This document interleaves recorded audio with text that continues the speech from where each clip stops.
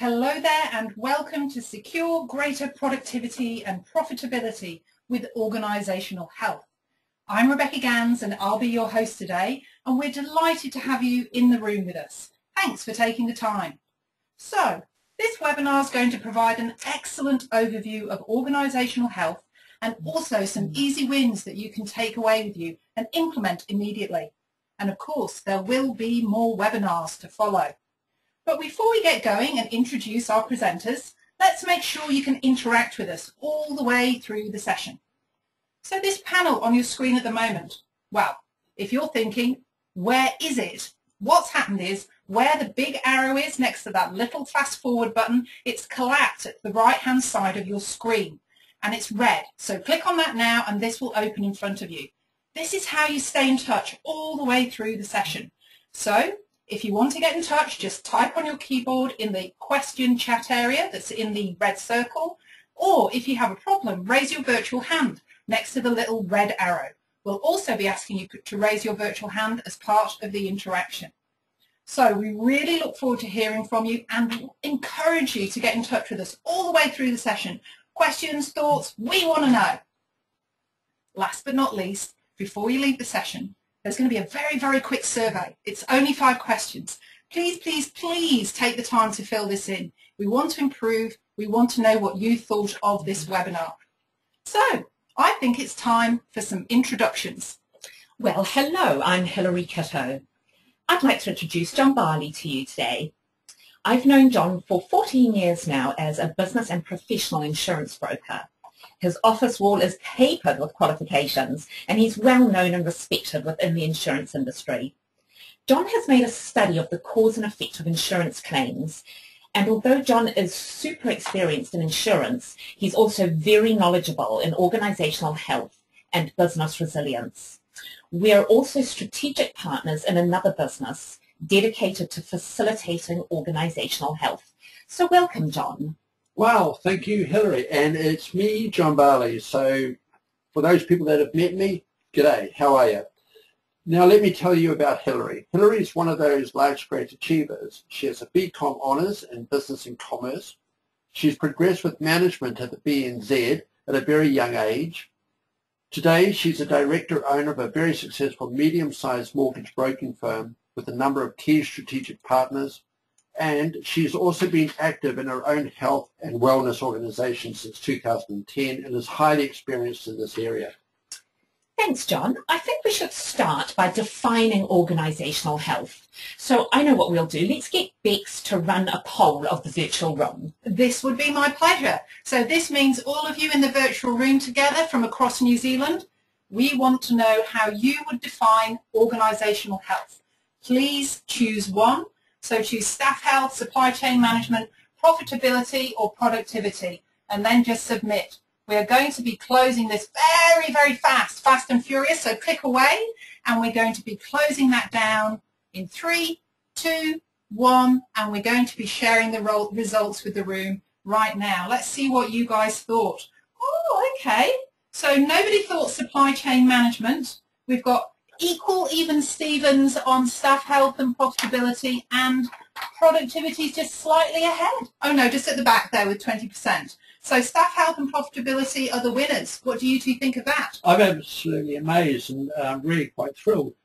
But in reality, it's all things, and this is where I really get quite excited about it. But you're all correct, but I just think it covers every aspect of it.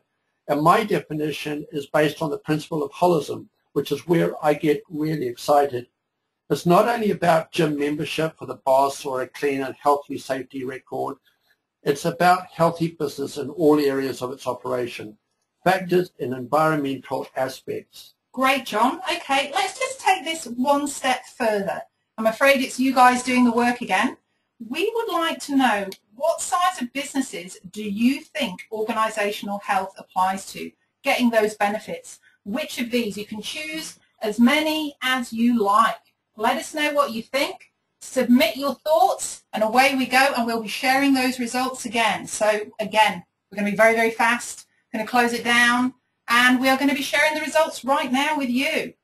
Oh, everyone thinks it's the large corporations and large organisations, but okay, pretty good on the small and medium. We've got sort of 2/3 of the room to most of the room on medium. So we've got a very good mix, but they think that large corporates are dominating.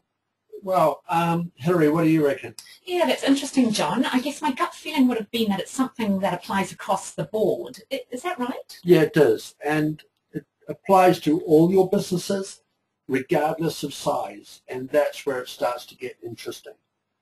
We've seen that there are wide-ranging definitions for organizational health. The reality is all those definitions are correct. It's a really huge field. The question is, how do you eat this elephant? The answer is the same as always. By taking one bite at a time, following our modular approach and prioritizing easy wins. We'll talk more about that later. As I mentioned before, a good way to describe it is an holistic approach. It's really a unified whole that is greater than the sum of its parts. Business is an ecosystem. Everything is connected.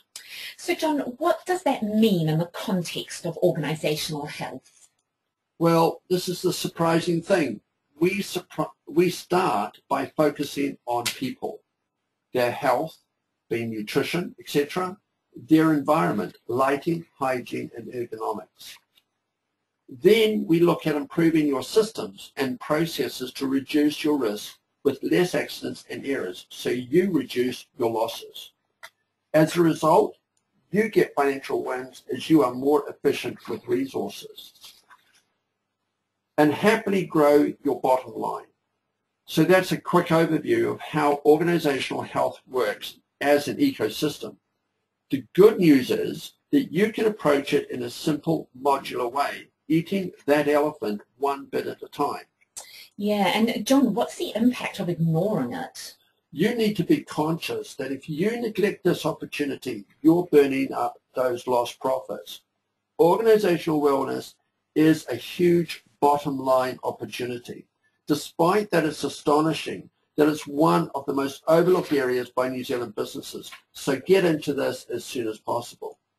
So what do you think are the top wins when it comes to organisational health, John? Well, you know what? I reckon one of the things that a lot of clients talk to me about is I can't afford it.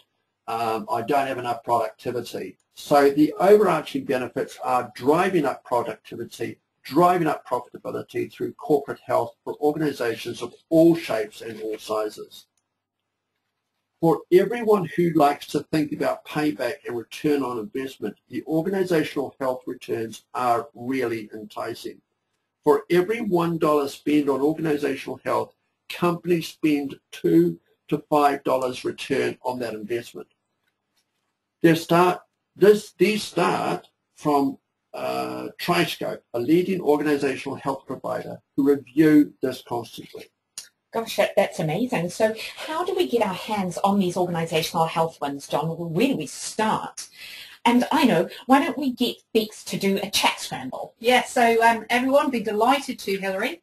If you could get busy with your keyboards, we want any and every idea you have for how about your company, your organisation could access organisational health wins as fast as possible. So if you could just type those in there, that would be really, really interesting to see. Okay, we've got nutrition coming in. Exercise, interesting. Oh, we've got, oh right, okay, we've actually got gym memberships actually coming in there as an idea.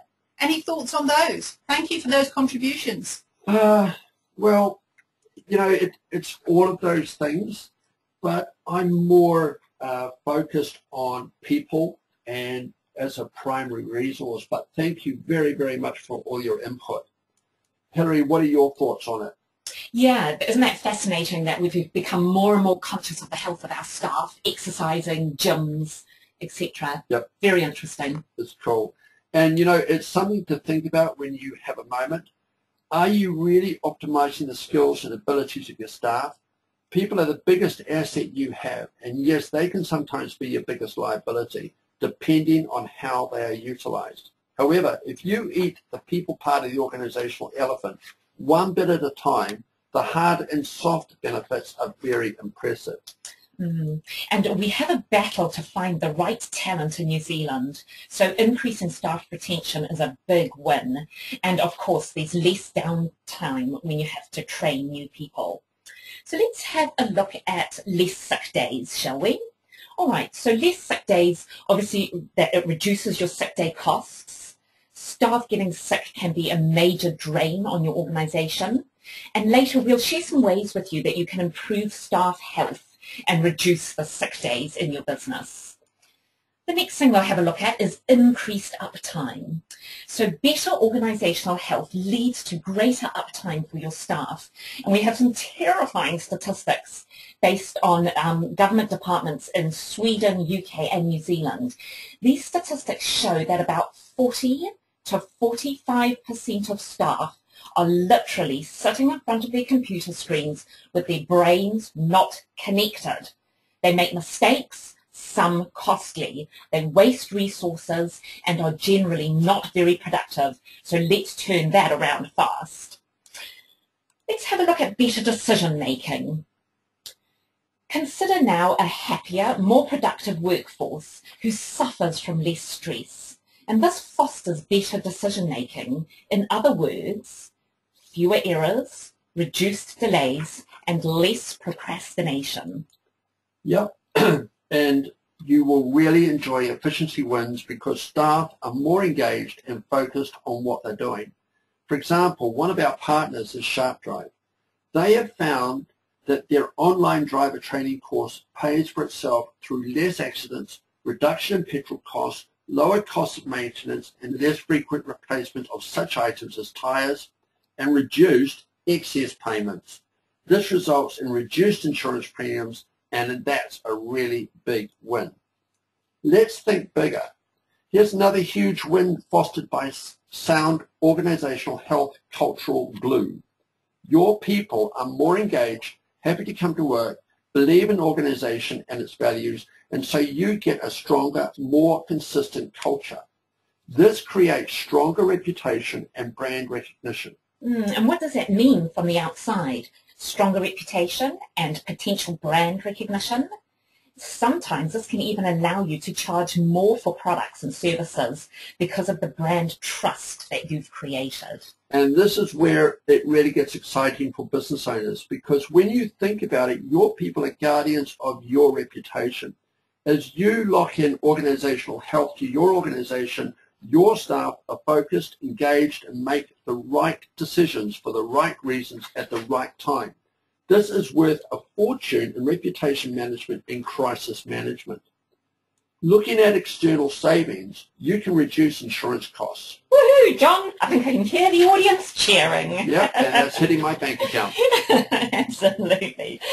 Now let's take a look at HR. So here's a big shift.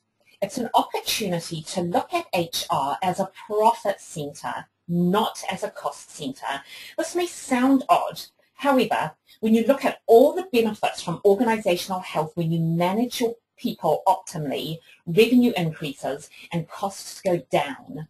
So HR can drive all of that with the right backing of senior management. Now, let me give you some examples of companies who are driving this approach. Apple Computers is a good company. Goldman Sachs was the leading company for financial advice with 22.8% of the market share and 555 billion in deals.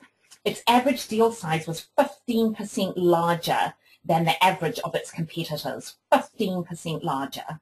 In a 2010 survey of financial service employees, 35% of respondents said that culture was the most important by far in deciding to accept a firm's offer. Domino's Pizza is another example, and they've created a culture with more time dedicated to human resources management. Now, John, could you share with us some case studies of organisational success for, say, large and small organisations? Well, one of my passions is the transport industry, and we have a case here from the bus industry. So let's check out this case study that demonstrates great wins through active management of staff fatigue issues. Sounds good. What happened? The company did a sleep disorder screening with staff as sleep problems are a major issue for many people. We must all have 8 hours sleep for the body to function and recover properly each day. If we don't get it, well, you know what? You're suffering from sleep deprivation. And John, aren't there some legislative requirements in some countries relating to sleep disorders? In the States, managing sleep deprivation is so serious. They have regulations where if a truck or bus driver suffers from sleep apnea, they will be taken off the road, and if it's not improved upon in 6 months, they'll lose their license. And in addition to the sleep disorder screening, here's what else they did. They ran workshops for employees and their families and fatigue awareness courses for supervisors and managers. They had better shift management to allow higher quality downtime, easier access to water for staff members. They made healthy food available and easy to get for staff. And they set up napping stations. I love that, napping stations, so staff could have a power snooze. And John, what were the results? Well, the results were amazing. 50% reduction in fatigue levels, 39% reduction in minor repairs, 47% decrease in sick leave, and here's the whopper, 23% increase in cash flow. That is amazing. This was a hugely impressive campaign to manage fatigue that worked beautifully with the right results. 23% increase in cash flow. That is amazing. It's really quite astonishing on top of all of those other benefits. Yeah, let me tell you about another case, and this relates to my company, Barley Insurances, and I consider it a New Zealand small SME. Yeah, John, now I remember that after about 12 years of great staff stability, in about 2011 you had a shocking time, didn't you, with problems relating to staff health? Yeah, it wasn't good. We lost a number of staff. We had to address staffing issues. Okay, and John, so do you know what that actually cost you in dollar terms? Well, let's start from the beginning. Our cost in temps in 12 months, roughly $4,500. Add to this the downtime training them. Then we also had 19 sick days. That meant an absenteeism of around about another $4,000. And then we had a problem of what we call presenteeism, and that cost us around about $3,500. Let's look at presenteeism. Presenteeism means that staff are not effective. They are supposed to be doing a job, but they make mistakes and have accidents. Presenteeism is when you actually sit in front of a computer and you say, hello, body's there, mind's not connected. It's a waste of human resources and costs money. For us, it was $3,500 based on what we could identify. It's a sobering thought that it cost us $12,000 of lost profit, only including what we could easily measure. There were more issues we didn't quantify.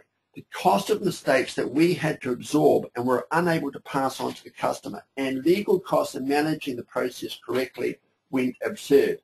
Gosh, sounds grim.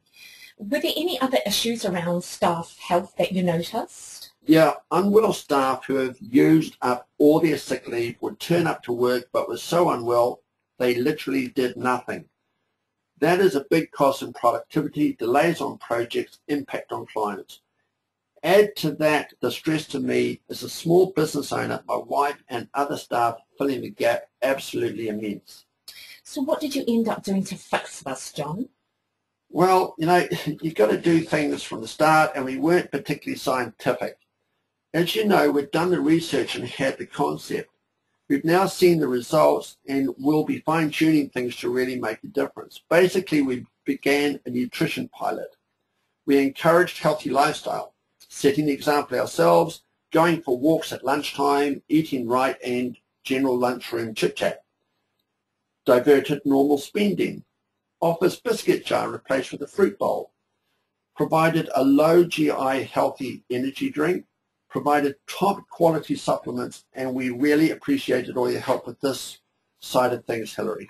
Most welcome. Okay, so we knew that we were likely to lose another $12,000 if we did nothing. So we invested $5,000 in a nutrition pilot. The results were amazing. No sick days in 2012, and we made a savings of over $7,000. Overall, the improvements were really pleasing. High level of productivity return. Everyone was and is focused and productive. Leaving the office before 10 p.m., you betcha. Bex, let's find out what everybody thought of the case studies, please. Yes, okay, so another poll, please, ladies and gentlemen. We would like to know which case study wins impressed you most. If you could just choose one. So choose J&J 250 million profit increase, the cash flow increase, or the 0 sick days for barley. So the cash flow or barley insurances. So if you can tell us which ones you like and then click away. I know which one was my favourite, and we're going to be closing that down very shortly. Away you go. And we will be opening that up right now. Let's see what you all thought. Hey, everyone loves the money. 80% love the money. Not surprised. Bad luck for barley. Sorry, John. Yeah, very impressive result, but I'm afraid the money counts. Of course it does. And I can really understand that. Thank you, folks. Okay, so let's have a look at top tips to get started. So, John, a major challenge for many businesses is that there are all sorts of great ideas out there, but they just don't have enough time or money to do it. I totally agree, and I hear it all the time. But in reality, we keep doing the same thing the same way, we get the same results.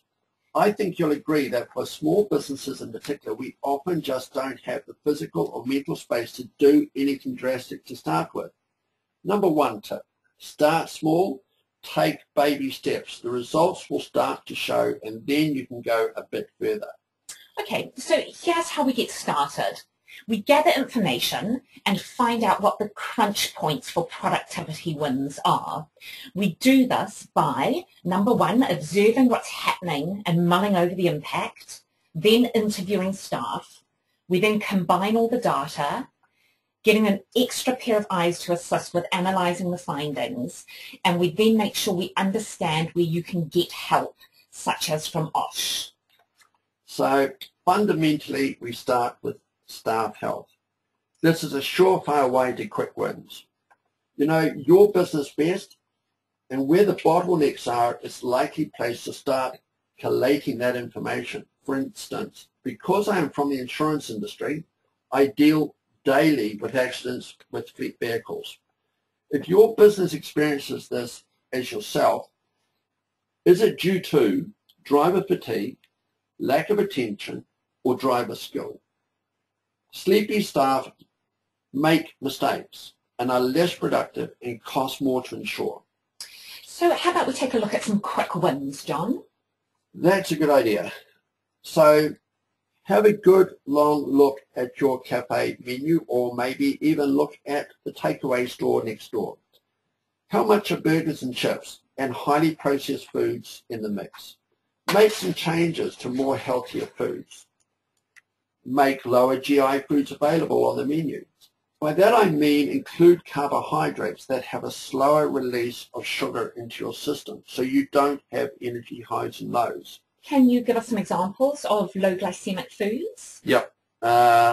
Think brown, not white bread, cherries and apples, not watermelon, or peas rather than pumpkin or parsnips, kumara, not potato.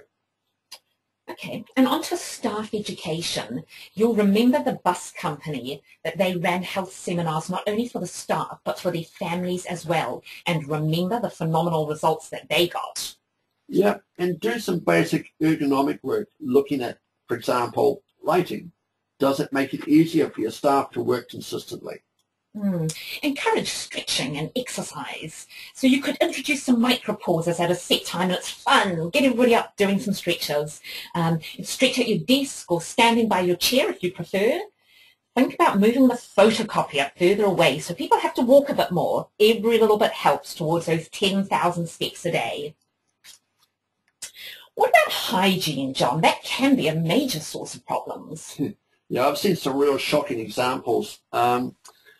We all know that it's important to wash our hands, but if the washroom is smeared with greasy hands, marks that clearly haven't been wiped down in months, it's pretty clear that if one person gets a cold or stomach bug, then practically everyone else is exposed to it.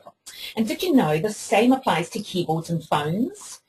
Government agencies have actually found that by cutting their keyboard and phone cleaning services, it resulted in an increased frequency of sick days. Ooh. Larger businesses have got the critical numbers to utilise a professional cleaning service, but smaller businesses can also benefit with a cleaning kit that's available. Yep, and if you don't have a lot of computers, have a look at your vehicles. Shared fleet vehicles is another example of hygiene challenges. They need to be clean, not just tidy. The vehicle is only as clean as the personal habits of the person who used it before you. We can refer you to a cleaning kit supplier for that. Okay, so thanks for those top tips, John. I think now let's have a look at how we fast-track organisational health. Now, you take a modular approach, I believe. Yes, we do. We have 4 modules to make it simple to navigate this very large subject. Let's look at Module 1. We have to get our heads around what's happening in your organisation and what the opportunities are for organisational health wins. We start with people, so we ask difficult questions of you and your staff. For example, to establish any key people you rely heavily on and the relatively health of your staff members. We also identify how you've managed a major disruption, such as loss of security, loss of electricity, your supply chain is damaged, you lose a major supplier. We tour your premises and check out any OSH reports. Lastly, we understand your financial profile and, guess what, your insurance structure. The outcome of this module is that we present possibilities for organisational health wins and match them. Firstly, against your current culture, and secondly, where the business wants to be in 5 years around staffing, investment in plant, market, and industry trends, profitability, etc. All right, so let's have a look at Module 2. Now, think supply chain and ergonomics. You can get significant supply chain wins by reviewing the quality and health of your key suppliers' processes and people so that you ensure the continuity of production. As for ergonomics, if you get it right, on average your efficiency increases conservatively by 10 to 20% uptime, sick days, etc. 10 to 20%. It makes sense when you recall the return on investment that we talked about earlier. For every dollar you invest, you get $2 to $5 back. This is because you have a happier, healthier work environment. This will reduce errors and accidents, which inevitably increases profitability. And then we go to Module 3, and it's all about training and tools. We provide you with the right tools and training so you reduce accidents and costly errors, i.e. OSH training, vehicle safety and efficiency, stress management. That's a real biggie. Okay, and Module 4 is about continuous improvement and stepping up and creating a business continuity plan. To lock in growing benefits from your organisational health system, we provide 6 monthly reviews focusing on productivity, accidents and errors, wastage, staff retention, and productivity and overall staff well-being. So now we can look at the next step. Get certainty that your business is sufficiently resilient to continue trading if there is a major disruption to your business or even a natural disaster. We do this with a business continuity plan. And if you have key suppliers, we can dovetail your and their business continuity plans to build your resilience even further. We have a diverse partnership in our network to help clients facilitate organisational health. Many of them are at the forefront of their field. This is our partner network arranged by module 1 to 4. Okay, and here's a smattering of logos showing how they service the length and breadth of business in New Zealand, from small businesses to significant corporates such as Toll and Bedpost. Yes, I think it's time for a poll, don't you? Absolutely. We want to see what you think were the biggest sources of organisational health improvements that you could use in your organisation. The biggest sources for you. We want you to only choose one. It's for your company, your organisation. So click away, please, and let us know what you think is going to be top of your list for organisational health. And we're going to be closing that down. And we're going to be doing it 3, 2, 1, and we go. Let's see what you all thought. Okay. Oh, okay. So 60% thought staff health, and then even Stevens on supply chain and ergonomics. So staff health is the massive winner. I'm not surprised after looking at that greasy burger and fries. Yeah, I'm really, really impressed. It looks like our message is getting caught through, so that's awesome. Thank you very, very much. Okay, so now let's touch base on business continuity, as it's an area that's overlooked in New Zealand and it's significantly misunderstood. You're right there, Hilary. Okay, I think what we need to do now, we just need you to sort of engage with us again. I'm afraid you're having to do quite a bit of work out there. So in the virtual room, you'll see the little red arrow next to the virtual hand. I would like you to click on the virtual hand if you think more than 10% of the New Zealand business population has a written business continuity plan. So raise your virtual hand if you think more than 10% of businesses in New Zealand have a plan. How many of you got your hands up?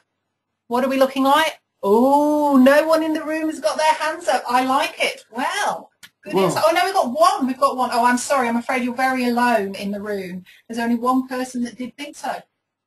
What was their percentage? No, they're just raising their virtual hand, so they're just saying they think it's bigger than 10%. Well, okay. Well, the reality is, folks, that only 5% of businesses have a business continuity plan. This is in part because there isn't any regulatory and or legislative requirement to have a business continuity plan in place, unlike Canada and the USA, where you must. Another cause of lack of interest in business continuity planning is due to misunderstanding the role of your insurance. As we've seen in Christchurch, insurance payouts don't last long enough, and given the time it takes to get back up and running. And I imagine this creates horrendous cliffhanger moments. You think you're covered, and then suddenly the ground opens up on you. Horrible. Yeah, and I feel very uneasy about it. And for those listening from Auckland, 70% of commercial buildings in New Zealand's largest city need to be brought up to earthquake standard or torn down. Gosh, that's frightening. You think about that. What does that mean for each of us? Well, even if your building is still standing after an earthquake, you may not be able to go back in. So what are you going to do? How do you get your insurances right, John, so that you really are covered if the worst happens? The solution is to do your business continuity plan first and then take this to your insurer or broker. Then you can get the cover that will fit the circumstances and avoid those terrible cliffhanger experiences. So, John, inspire us with the tip-top business continuity case study. It really raises the bar on what's possible around business resilience. Yeah, excuse the pun, but this was a real tip-top job. A decade or so ago, the tip-top bread-making plant went up in smoke. Did the customers notice any lack of supply? No. Ever wondered how thousands of loaves of bread hit the supermarkets as per usual without any glitches? A plan that worked beautifully when it had to include remote office relocation, external data backup, and use of supplier infrastructure, among other things. Brilliant work by the tip-top team. Do you think you could do as well if your premises burned down?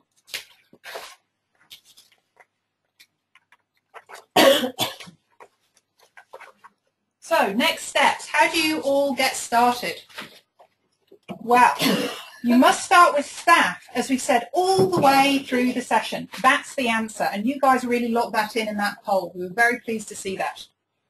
And focus with the easy wins around staff health, the proverbial low-hanging fruit, and they are nutrition, hygiene, exercise. You'll be happy and surprised at the results. And are there any more webinars to provide people with more specific insights into the different areas of organisational health, John? Yes, we're doing a series. We'll be in touch with more webinars soon, and therefore I ask you to watch your inbox. Can't wait. Thank you very much. I look forward to doing them. Meanwhile, please feel free to have a no obligation chat about any of the areas we've touched on today. We'd love to hear from you. Okay, folks, so it's question time now. So if you use that chat area that's in the red circle, send through any questions you have, and then John is going to be available to answer those immediately, which will be great. So let's see what you've got for us. Can't wait to see what comes in. Oh, here's a good one from Max. It's all about the money, John. How much does it cost? Well, you know, this is going to really surprise you, but because you're taking it at small chunks, it's not as expensive as you think. And many of our suppliers who are providing the tools for you to get started give very, very economical, value-added products for the right price. Also, you can start really small, like you said, so you can do it very economically, yep. like in your case study, and get some wins. Correct. Just by buying a bowl of fruit or putting people on the right nutritional supplements, lots of different things can be done. So we didn't talk about this in the session, and this is a very, very good question from Ellen. How long does it take to get results? Well, you know, you're not going to get results immediately. There is no such thing as a silver bullet. But I would expect that you'd probably start to see results within after a week, maybe after a month. But at least give it time, and maybe even give it up to 6 months before you start to expect to see some major turnarounds. So we need to commit about 6 months, and ideally would a pilot be for longer, or is 6 months okay? I would say 6 months is your minimum, and you should really take it up to 12 months. Right, for your pilot in terms yes. of finding what works. Yep. Great advice. Okay, so thank you for that question, Ellen. Another good one coming in. So folks, please continue to send those questions in. Use your keyboard. Love to hear from you. Yes, that legislation that we talked about in the US and Canada that means they have to have business continuity plans. Is that going to happen in New Zealand, given what's happened in Christchurch? What's your view? I think time will tell. New Zealand has never really been the fastest on adopting regulations and legislation.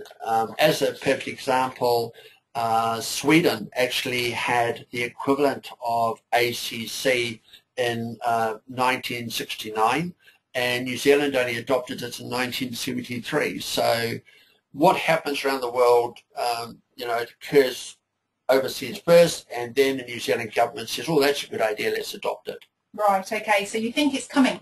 I think it will come. Yeah, just take a little bit of time? Yes.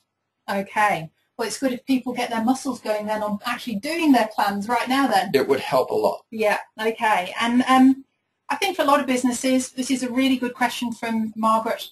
How do you decide who's going to resource or manage this process for organisational health? Who's the best person to do that job in an organisation?